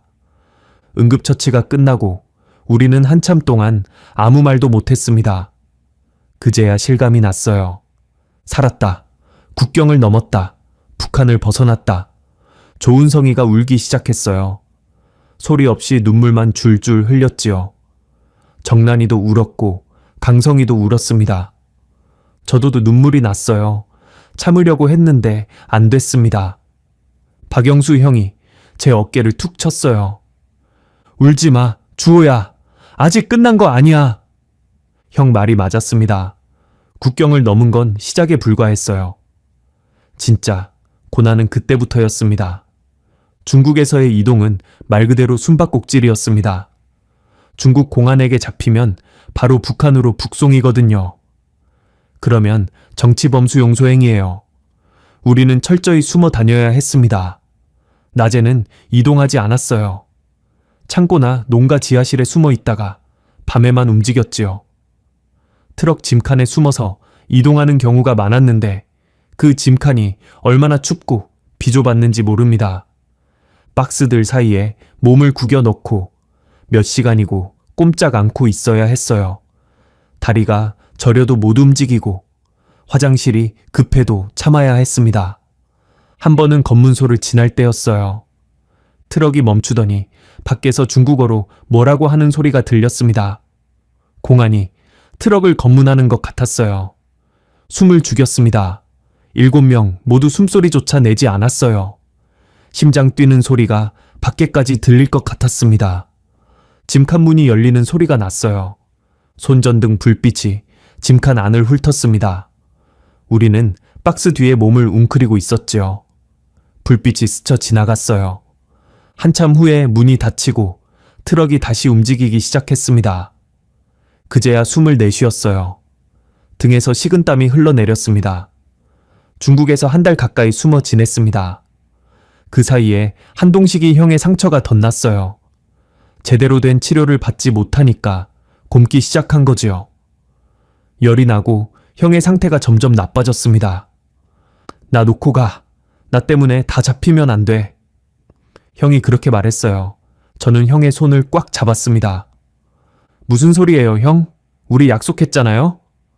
한 명도 버리지 않는다고. 다행히 왕 사장 쪽 조직에서 약을 구해줬어요. 항생제였는데 그걸 먹고 형의 상태가 조금씩 나아졌습니다. 완전히 낫진 않았지만 적어도 움직일 수 있을 정도는 됐지요. 2017년 12월 중국을 벗어나 라오스로 향했습니다. 라오스까지 가는 길은 더 험했어요. 산을 넘고 밀림을 지나야 했습니다. 차로 갈 수 있는 길이 아니었어요. 걸어야 했습니다. 라오스 밀림. 그곳은 지옥이었습니다.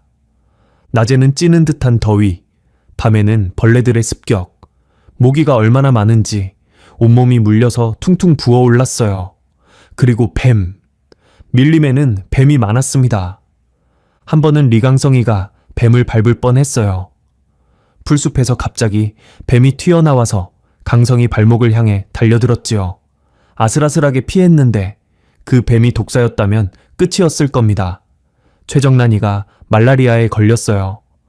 어느 날부터 정란이가 열이 나고 오한이 들기 시작했습니다. 몸을 덜덜 떨면서 땀을 뻘뻘 흘렸지요. 말라리아 증상이었어요. 정란아, 괜찮아? 김미희 누나가 정란이를 부축했습니다. 괜찮아요, 연니. 갈 수 있어요. 정란이는 그렇게 말했지만 걷는 게 힘들어 보였어요. 우리는 번갈아 가며 정란이를 부축하고 업고 걸었습니다.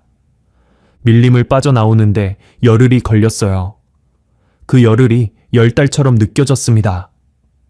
라오스에서 태국으로 넘어가는 국경. 그곳이 가장 큰 고비였습니다. 국경 검문소를 통과해야 했는데 우리한테는 위조 여권이 있었어요. 브로커 쪽에서 만들어준 거였지요. 가짜 신분으로 검문소를 통과하는 건데 들키면 끝이었습니다. 검문소 앞에서 우리는 긴장했어요. 침착해요. 아무렇지도 않은 척해요. 김미혜 누나가 낮은 목소리로 말했습니다. 한 명씩 검문소를 통과했어요. 박영수 형이 먼저. 무사히 통과. 리강성이 통과. 한동식이 형 통과. 제 차례가 됐습니다. 여권을 내밀었어요. 검문소 직원이 여권을 받아들고 한참을 들여다봤습니다. 제 얼굴과 여권 사진을 번갈아 보더군요. 가슴이 쿵쾅쿵쾅 뛰었어요. 들키면 어쩌지? 끝나는 거야. 검문소 직원이 뭔가를 말했습니다. 라오스어라 알아들을 수 없었어요. 그때 브로커 쪽 안내원이 옆에서 뭐라고 대답했습니다. 검문소 직원이 고개를 끄덕이더니 여권을 돌려줬어요. 통과. 다리가 후들거렸지만 애써 태어난 척 걸어 나왔습니다. 조은성이와 최정란이도 무사히 통과했어요. 마지막은 김미희 누나였습니다. 누나가 여권을 내밀었는데 검문소 직원의 표정이 달라졌어요. 뭔가 문제가 있는 것 같았습니다. 직원이 누나를 불러쓰더니 큰 소리로 뭔가를 말했어요. 다른 직원이 다가왔습니다. 큰일 났다. 들켰나 보다. 저는 심장이 얼어붙는 것 같았어요. 어떻게 해야 하지? 뛰어가서 누나를 데리고 도망칠까? 하지만 그러면 우리 모두 잡히는 거였어요. 그때 김미희 누나가 갑자기 배를 움켜쥐고 쓰러졌습니다. 아... 누나가 비명을 지르며 바닥에 쓰러졌어요. 배를 붙잡고 대굴대굴 구르면서 신음을 냈습니다. 아이고, 배야! 배야! 검문소가 순식간에 아수라장이 됐어요. 직원들이 허둥지둥 달려왔습니다. 누나는 계속 배를 움켜쥐고 괴로워하는 연기를 했어요. 마치 임산부가 갑자기 상기가 있는 것처럼. 아이가 나와요. 누나가 외쳤습니다. 검문소 직원들이 당황해서 우왕좌왕했어요. 임산부가 쓰러졌으니 어떻게 해야 할지 모르는 것 같았지요. 안내원이 제 옆으로 다가와서 속삭였어요. 지금이야. 빨리 저쪽으로 가. 나중에 미희 씨는 내가 데리고 갈 테니까. 저는 잠깐 망설였습니다. 누나를 두고 갈 수는 없었어요. 하지만 안내원이 다시 재촉했습니다. 빨리. 여기서 서성이면 의심받아. 가. 저는 이를 악물고 돌아섰습니다. 다른 6명에게 눈짓을 했어요. 가자. 우리는 검문소를 완전히 빠져나왔습니다. 미희 누나는요, 1시간쯤 후에 누나가 합류했어요. 안내원이 검문소 직원들에게 뇌물을 주고 누나를 빼냈다고 했습니다. 임산부 연기 덕분에 직원들이 정신이 없는 틈을 탄 거지요. 누나를 다시 봤을 때 저는 그 자리에서 울 뻔했어요. 누나, 괜찮아요? 누나가 웃었습니다. 지쳐 보였지만 웃고 있었어요. 괜찮아. 걱정 끼쳐서 미안해. 저는 누나의 손을 꽉 잡았습니다. 누나가 우리 살렸어요. 고마워요. 누나가 고개를 저었어요. 뭘? 우리 약속했잖아. 한 명도 버리지 않는다고. 그날 밤 우리는 드디어 태국 땅을 밟았습니다. 압록강을 건넌 지 1달 반 만이었어요. 중국을 지나고 라오스 밀림을 뚫고 국경 검문소를 통과하고 6,000km를 달려 여기까지 온 겁니다. 하지만 아직 끝이 아니었어요. 한국 대사관에 가야 했습니다. 거기까지 가야 진짜로 끝나는 거였지요. 우리의 여정은 아직 끝나지 않았습니다. 2017년 12월 태국 방콕. 밀림을 빠져나오고 국경을 넘고 드디어 태국 땅을 밟았습니다. 거기까지는 좋았어요. 문제는 그 다음이었습니다. 한국 대사관이 방콕에 있다는 건 알았는데 거기까지 어떻게 가느냐가 문제였지요. 우리는 불법 체류자 신분이었거든요. 여권도 없고 비자도 없고 길거리에서 경찰한테 걸리면 바로 잡혀가는 거였습니다. 브로커 쪽 안내원은 우리를 방콕 외곽의 허름한 숙소에 데려다주고 사라졌어요. 여기서부터는 알아서 해야 해요.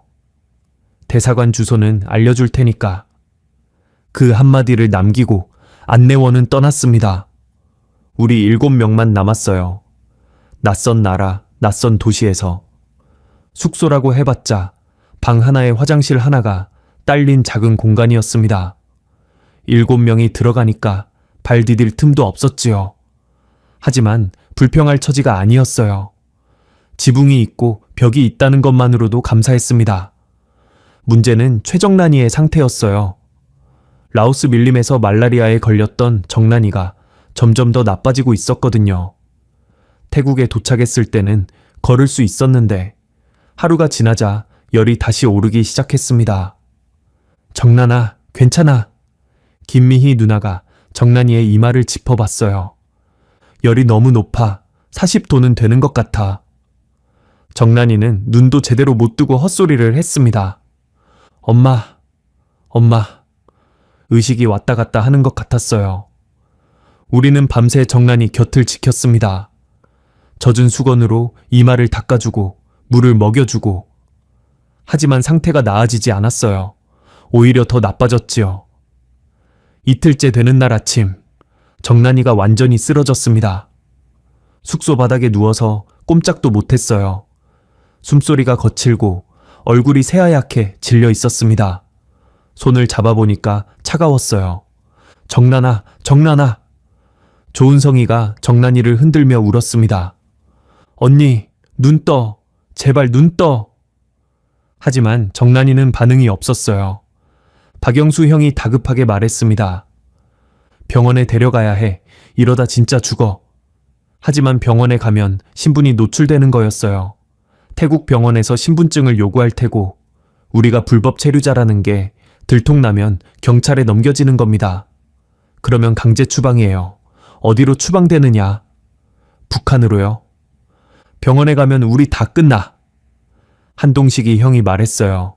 형도 아직 어깨 상처가 완전히 안 나은 상태였습니다. 그렇다고 정난이를 이대로 둘 수는 없잖아. 리강성이가 소리쳤어요. 방 안이 아수라장이 됐습니다. 병원에 가자는 쪽과 안 된다는 쪽이 부딪혔어요. 다들 지쳐있고 불안하고 두려웠으니까 감정이 격해진 거였지요. 저는 쓰러져 있는 정난이를 내려다봤습니다. 정난이의 창백한 얼굴, 가늘게 떨리는 눈꺼풀, 힘없이 늘어진 손, 우리가 여기까지 왔는데, 6,000km를 달려서 여기까지 왔는데, 이제 한국 대사관만 가면 되는데, 여기서 정난이를 잃을 수는 없었어요. 한 명도 버리지 않는다. 우리의 약속이 머릿속에 맴돌았습니다. 저는 결심했어요. 내가 대사관에 전화할게. 모두가 저를 쳐다봤습니다. 전화, 어떻게? 숙소 주인한테 전화기 빌려서 대사관 번호는 안내원한테 받았으니까. 박영수 형이 걱정스러운 표정으로 말했어요. 주호야, 그건 위험해. 대사관이 진짜 도와줄지 어떻게 알아? 혹시 우릴 태국 경찰한테 넘기면? 그럴 리 없어요. 저는 고개를 저었습니다. 대사관은 우리 대한민국 대사관이에요. 같은 민족이잖아요. 설마 자기 동포를 버리겠어요? 솔직히 확신은 없었습니다. 하지만 다른 방법이 없었어요. 정난이가 죽어가고 있는데 가만히 앉아 있을 수는 없었습니다. 숙소 주인에게 사정사정해서 전화기를 빌렸어요. 손에 땀이 났습니다. 번호를 누르는 손가락이 떨렸지요. 신호음이 갔습니다. 1번, 2번, 3번. 주태국 대한민국 대사관입니다. 한국어가 들렸어요. 그 순간 눈물이 날 뻔했습니다. 저는 떨리는 목소리로 말했어요. 저는 북한에서 온 사람입니다. 전화기 너머로 잠시 침묵이 흘렀어요. 네, 말씀하세요. 우리는 7명입니다. 북한에서 탈북해서 여기까지 왔는데 지금 우리 중 한 명이 많이 아파요. 죽을 것 같아요. 제발 도와주십시오. 목소리가 갈라졌습니다. 울음이 터질 것 같았지만 꾹 참았어요. 지금 어디 계십니까? 방콕 외곽이에요. 정확한 주소는? 저는 숙소 주인에게 물어서 주소를 알아낸 뒤 전화기에 대고 말했습니다. 거기 계십시오. 움직이지 마시고 기다리세요. 대사관 직원의 목소리가 단호했어요. 지금 바로 사람을 보내겠습니다. 전화가 끊겼습니다. 저는 한참 동안 전화기를 들고 서 있었어요. 다리에 힘이 풀려서 그 자리에 주저앉았습니다. 뭐래? 리강성이가 다급하게 물었어요. 온대, 사람을 보낸대. 그 말을 하는 순간 믿기지가 않았어요. 정말 오는 걸까? 정말 도와주는 걸까? 1시간이 지났습니다. 아무도 오지 않았어요. 2시간이 지났습니다. 여전히 아무도 오지 않았어요. 불안이 밀려왔습니다. 안 오는 거 아니야? 조은성이가 불안한 목소리로 말했어요. 조금만 더 기다려보자. 김미희 누나가 은성이를 달랬지만 누나도 불안한 건 마찬가지였어요. 정난이의 상태는 계속 나빠지고 있었습니다. 숨소리가 점점 약해지고 얼굴이 더 창백해졌어요. 저는 창문 밖을 계속 내다봤습니다. 제발 와라, 제발. 3시간째. 숙소 앞 골목에 검은 승용차 한 대가 멈췄습니다. 저는 심장이 멎는 것 같았어요. 경찰인가? 우리를 잡으러 온 건가? 차 문이 열렸습니다. 양복을 입은 한국인 남자 2명이 내렸어요. 그리고 그 뒤로 태극기가 보였습니다. 차 앞유리에 작은 태극기가 꽂혀 있었어요. 바람에 펄럭이고 있었습니다. 그 순간 저는 울었습니다. 참으려고 했는데 안 됐어요. 눈물이 그냥 쏟아졌습니다. 왔어! 제가 소리쳤어요. 모두가 창문으로 달려왔습니다. 태극기를 보고 다들 울기 시작했어요. 박영수 형이 울었습니다. 평소에 눈물 한 방울 안 보이던 형이 김미혜 누나가 울었습니다. 한동식이 형이, 리강성이가, 조은성이가 울었습니다. 최정란이만 빼고 6명 모두가 울었어요. 대사관 직원들이 숙소로 들어왔습니다. 북한에서 오신 분들 맞습니까? 저는 울면서 고개를 끄덕였어요. 네, 맞아요. 우리가요. 북한에서 왔어요. 직원이 제 손을 잡았습니다. 고생 많으셨습니다. 이제 괜찮아요. 저희가 왔으니까. 그 말을 듣는 순간 다리에 힘이 풀렸어요. 괜찮다. 이제 괜찮다. 태어나서 처음으로 그런 말을 들었습니다. 누군가가 저한테 괜찮다. 고, 이제 안전하다. 고 말해주는 거. 북한에서는 단 한 번도 그런 말을 들어본 적이 없었어요. 항상 감시당하고 의심받고 두려움 속에 살았으니까요. 그런데 지금 이 낯선 나라에서 처음 보는 사람이 제 손을 잡고 말해주는 거예요. 이제 괜찮아요. 보호받는다는 느낌. 그게 이런 거구나. 저는 그 자리에 무릎을 꿇고 오열했습니다. 대사관 직원들이 재빨리 움직였어요. 환자가 있다고 해챘는데 어디 있습니까? 여기요. 최정란이를 보여줬습니다. 직원 중 한 명이 정란이의 상태를 확인하더니 무정의로 뭔가를 말했어요. 의료 지원 필요합니다. 환자 1명, 중증 말라리아로 추정. 즉시 병원 이송 준비해 주세요. 잠시 후 구급차가 도착했습니다. 정란이를 구급차에 실었어요. 누나도 따라 탔고요. 나머지 6명은 대사관 차량에 탔습니다. 차가 출발하자 저는 창밖을 바라봤어요. 방콕의 거리가 스쳐 지나갔습니다. 화려한 간판들, 오가는 사람들, 자동차들. 평범한 풍경인데 제 눈에는 전부 새롭게 보였어요. 우리가 해냈구나. 정말 해낸 거구나. 압록강을 건너고 중국을 지나고 라오스 밀림을 뚫고 여기까지 왔어요. 6,000km를 달려서.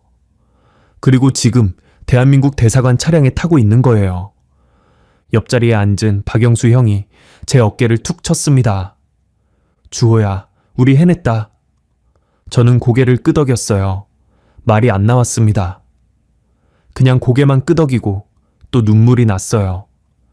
차 안에서 7명 모두가 울었습니다. 아니, 6명이요. 정란이는 구급차에 있었으니까. 하지만 정란이 몫의 눈물까지 우리가 대신 흘렸어요. 기쁨의 눈물, 안도의 눈물, 그리고 지난 2달간의 모든 공포와 고통이 터져나오는 눈물. 대사관에 도착했을 때 건물 앞에 태극기가 펄럭이고 있었습니다. 커다란 태극기. 저는 차에서 내려서 한참 동안 그 깃발을 올려다봤어요. 빨강과 파랑이 어우러진 태극 문양. 내 귀퉁이의 검은 괴. 어릴 때부터 괴뢰의 깃발이라고 배웠던 그 깃발이 지금 제 눈에는 세상에서 가장 아름다운 깃발로 보였습니다. 저 깃발 아래서 우리는 이제 사람으로 대접받는 거구나. 저 깃발이 우리를 지켜주는 거구나. 대사관 직원이 다가와서 말했습니다. 오늘은 여기서 쉬시고 내일부터 절차를 밟겠습니다. 한국에 가실 수 있도록 저희가 도와드리겠습니다. 한국에 간다. 그 말이 아직도 실감이 안 났어요. 정란이는 병원에서 치료를 받았습니다. 다행히 목숨은 건졌어요. 중증 말라리아에 탈수 증세까지 겹쳐서 위험한 상태였는데 조금만 더 늦었으면 정말 죽을 뻔했대요. 며칠 후 정란이도 대사관으로 왔습니다.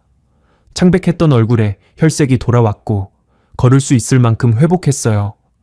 정란이를 다시 봤을 때 저는 또 울었습니다. 정란아, 살았구나. 정란이도 울었어요. 반장님 고마워요. 반장님이 대사관에 전화 안 했으면 저 죽었을 거예요. 저는 고개를 저었습니다.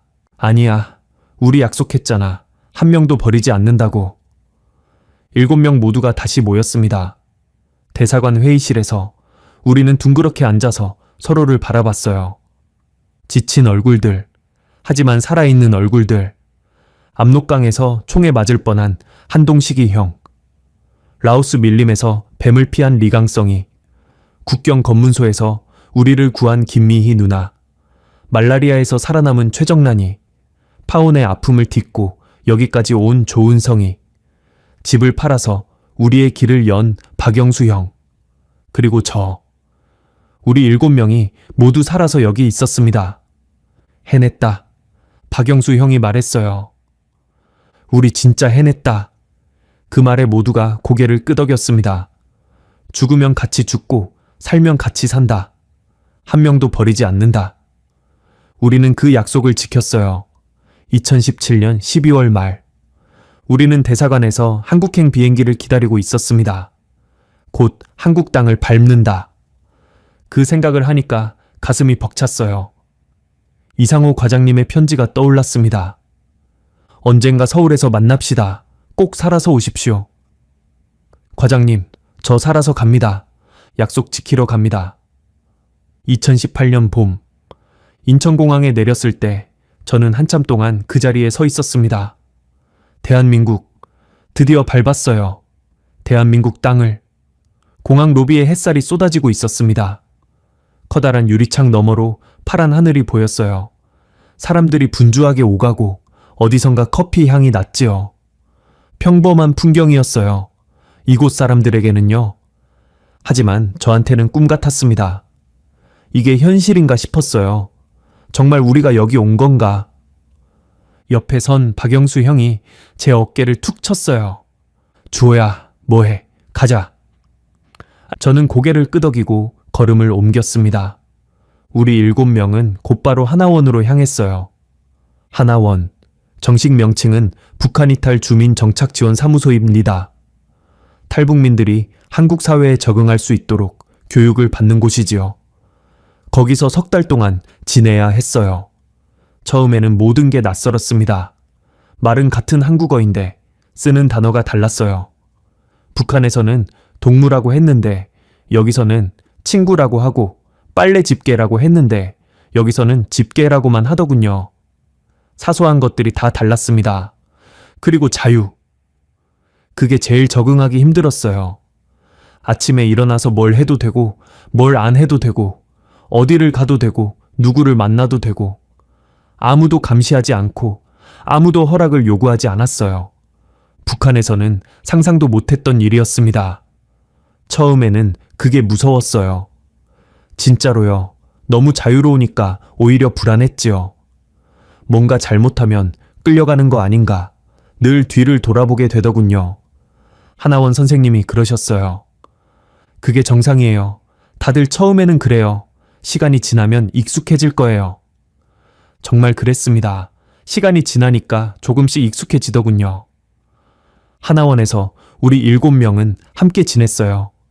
같은 숙소는 아니었지만 매일 얼굴을 보고 밥을 같이 먹고 수업도 함께 들었지요. 압록강을 건너고 밀림을 지나고 생사를 함께한 사이잖아요. 가족보다 더 가까운 사이가 됐어요. 하나원 교육이 끝날 무렵이었습니다. 2018년 봄 4월의 어느 날, 저는 하나원에서 지급받은 휴대폰을 만지작거리고 있었어요. 아직 사용법이 서툴렀거든요. 북한에서는 휴대폰이라는 걸 만져본 적이 없었으니까요. 그때 문자 알림이 울렸습니다. 화면을 봤어요.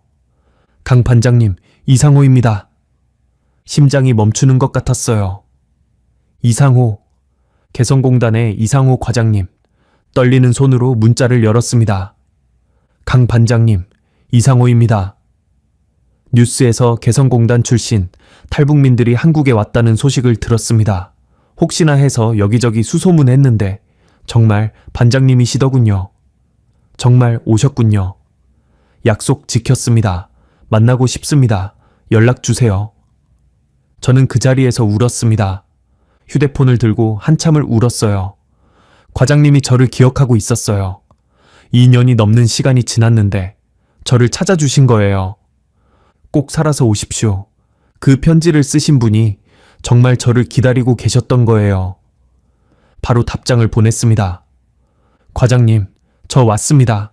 살아서 왔습니다. 저도 만나고 싶습니다. 며칠 후 서울 광화문에서 이상호 과장님을 만났습니다. 광화문 광장.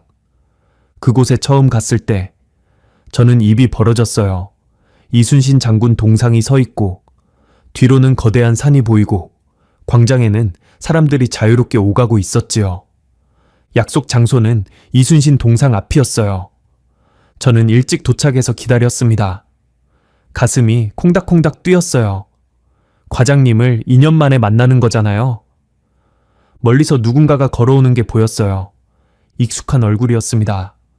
머리카락이 조금 희끗해졌지만 틀림없이 이상호 과장님이었어요. 과장님도 저를 알아보셨어요.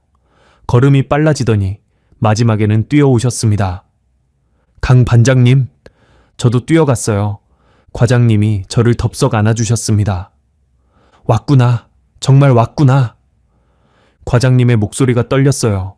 저도 울음이 터졌습니다. 광화문 광장 한복판에서 두 남자가 부둥켜 안고 울었어요. 지나가는 사람들이 쳐다봤지만 신경 쓸 여유가 없었습니다. 과장님 편지 때문에 여기까지 왔어요. 저는 울면서 말했어요. 그 편지가 없었으면 못 왔어요. 포기했을 거예요. 근데 과장님이 살아서 오라고 하셔서 그 말이 자꾸 생각나서. 과장님이 제 어깨를 잡고 눈을 마주쳤어요. 강 반장님, 내가 한 건 편지 한 장 쓴 것뿐이야. 여기까지 온 건 반장님이야. 반장님이 해낸 거야. 과장님이 웃으셨어요. 눈가에 눈물이 고여 있었지만 웃고 계셨습니다. 정말 잘 왔어. 정말 잘 왔어. 우리는 근처 식당에 가서 밥을 먹었어요. 과장님이 삼겹살을 시켜주셨는데 그 맛을 저는 평생 잊지 못할 겁니다. 맛있어서가 아니라 그 자리가 너무 행복해서요. 과장님이 물으셨어요. 같이 왔던 사람들은 다 괜찮아? 네, 7명 다 무사해요. 하나원에 같이 있어요. 과장님이 고개를 끄덕이셨어요. 다행이다. 정말 다행이야. 그리고 덧붙이셨지요. 강 반장님, 이제부터 시작이야. 한국 생활이 쉽지만은 않을 거야. 힘들 때도 있을 거고 적응하기 어려울 때도 있을 거야. 그런데 과장님이 제 눈을 똑바로 쳐다보셨습니다. 그래도 반장님은 할 수 있어. 압록강을 건너온 사람이잖아. 밀림을 뚫고 온 사람이잖아. 그런 사람이 뭘 못하겠어. 저는 고개를 끄덕였습니다. 과장님 말씀이 맞았어요. 압록강을 건너온 사람이 뭘 못하겠어요. 하나원 교육을 마치고 우리 7명은 각자의 삶을 시작했습니다. 박영수 형은 경기도의 한 봉제 공장에 취직했어요. 형의 재단 솜씨는 한국에서도 알아줬습니다. 개성공단에서 20년 넘게 갈고 닦은 실력이잖아요. 공장 사장님이 형 솜씨를 보고 깜짝 놀랐대요. 어디서 이렇게 배웠어요? 진짜 잘하시네. 형은 지금도 그 공장에서 일하고 있어요. 월급을 모아서 북한에 두고 온 아들 영민이를 데려올 준비를 하고 있지요. 김미희 누나는 탈북민 지원센터에서 봉사활동을 시작했어요. 자기가 겪어봤으니까 새로 오는 탈북민들의 마음을 누구보다 잘 안다고 하더군요.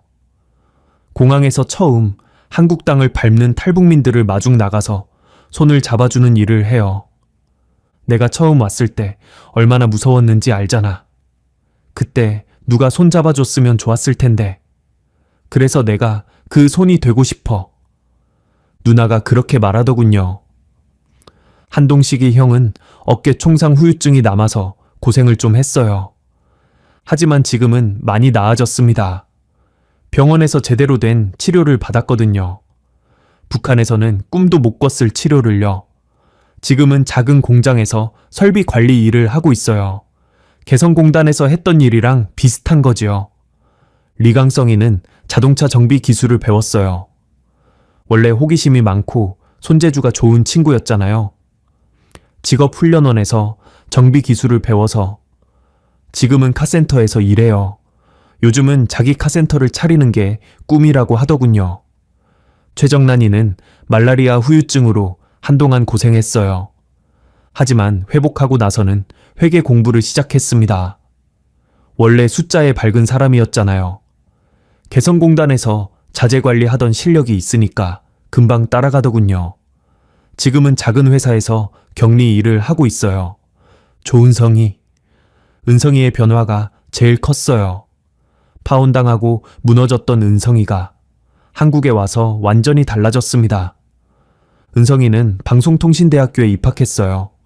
29살 늦깎이 대학생이 된 거지요. 반장님, 저 공부하고 싶었어요. 북한에서는 꿈도 못 꿨는데 여기서는 되잖아요. 나이가 많아도 대학에 갈 수 있잖아요. 은성이가 그러더군요. 은성이는 사회복지학을 전공하고 있어요. 나중에 자기처럼 힘들었던 사람들을 돕고 싶대요. 사람이 꽃보다 아름다워. 그 노래 가사가 진짜였어요, 반장님. 여기 사람들 보니까 진짜 그래요. 은성이가 웃으면서 그렇게 말했을 때 저는 또 울 뻔했어요. 북한에서 꽃보다 못한 대접을 받던 은성이가 이제는 꽃보다 아름다운 사람이 되어가고 있었으니까요. 그리고 저 강주호. 저는 개성공단 출신 탈북민 모임을 만들었습니다. 이름은 태양회예요. 개성공단에 있던 우리 공장 이름이 태양섬유였잖아요. 그 이름을 따서 지었어요. 태양, 어둠을 밝히는 빛. 우리도 그런 존재가 되고 싶었어요.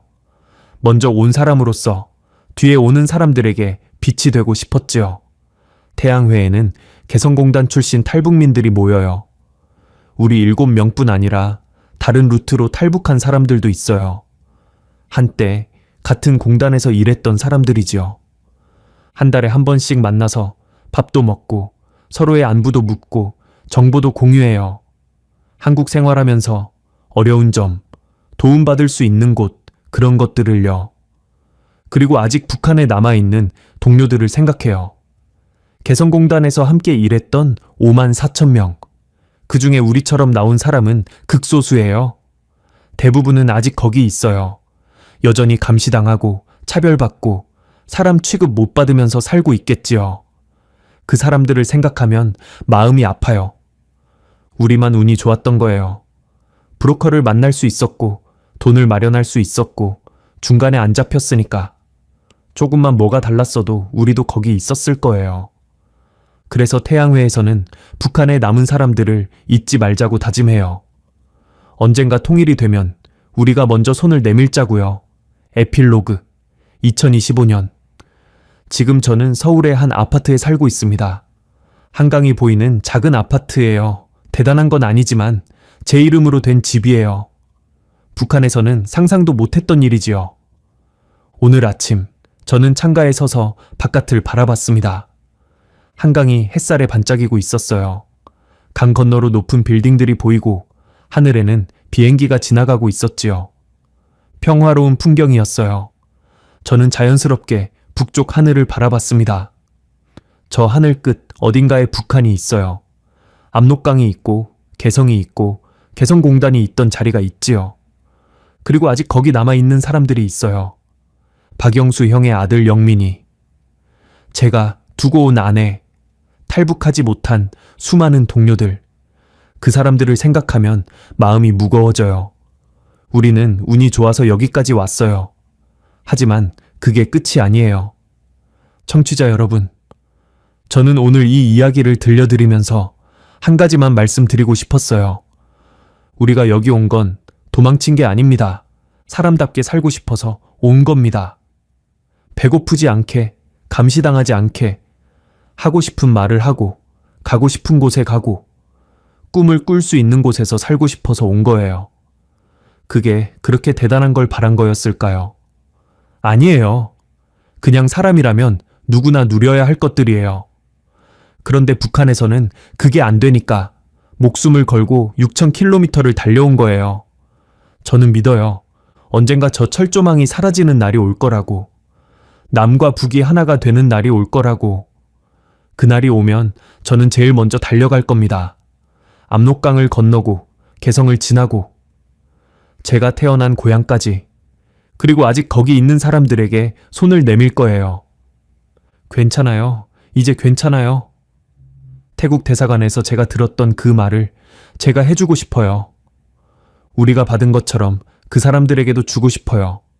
보호받는다는 느낌, 사람으로 대접받는다는 느낌, 그걸 전해주고 싶어요. 창밖으로 해가 지고 있습니다. 한강 위로 노을이 붉게 퍼지고 있어요. 참 아름다워요. 북한에서도 노을은 똑같이 아름다웠어요. 하지만 그때는 그걸 즐길 여유가 없었지요. 내일 뭘 먹을지, 보이부에서 언제 부를지 그런 걱정뿐이었으니까요. 지금은 달라요. 노을을 바라보면서 그냥 아름답다고 생각할 수 있어요. 그게 얼마나 큰 행복인지 여기 와서야 알았습니다. 곧 태양회 모임이 있어요. 박영수 형, 김미희 누나, 한동식이 형, 리강성이, 최정란이, 조은성이. 우리 7명이 다시 모여요. 압록강을 건너온 지 8년. 우리는 아직도 함께해요. 죽으면 같이 죽고 살면 같이 산다고 약속했잖아요. 다행히 다 살았으니까 이제는 같이 사는 거지요. 저는 휴대폰을 집어 들었습니다. 그리고 이상호 과장님께 문자를 보냈어요. 과장님, 저 잘 지내고 있습니다. 과장님 덕분입니다. 감사합니다. 잠시 후 답장이 왔어요. 강 반장님, 나도 잘 지내요. 반장님이 잘 지낸다니 나도 기쁘네요. 다음에 또 삼겹살 먹으러 가요. 저는 웃었습니다. 과장님의 그 편지. 꼭 살아서 오십시오. 그 한마디가 제 인생을 바꿨어요. 저뿐 아니라 우리 7명의 인생을요. 저는 살았습니다. 살아서 왔습니다. 그리고 살아가고 있습니다. 다시 태양 아래서. 청취자 여러분, 긴 이야기 들어주셔서 감사합니다.